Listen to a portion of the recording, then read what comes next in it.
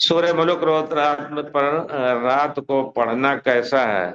حدیث شریف میں آئے کہ پیارے رسول اس کو پڑھ کے سوتے تھے، سورہ ملک تبارک الذی بیدہ الملک وہو علی کل شیء قدیر پڑھیں آپ۔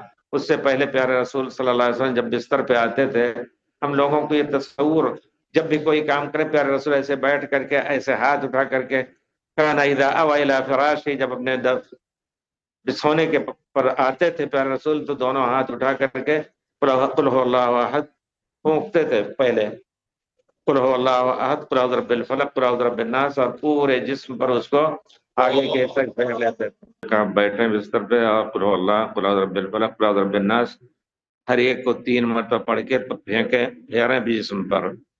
پھر پیارے رسول کی سنت اللہ لا الہ الا هو الحی القیوم بھی پڑھتے تھے۔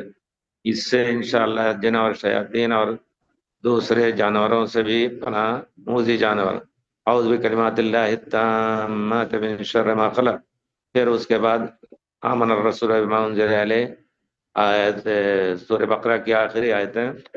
اس کے بعد سورہ ملک، اگر یاد ہے نہیں تو دیکھ کر کے اور آہستہ آہستہ یاد کرنے کی کوشش کریں، پیارے رسول پڑھتے تھے۔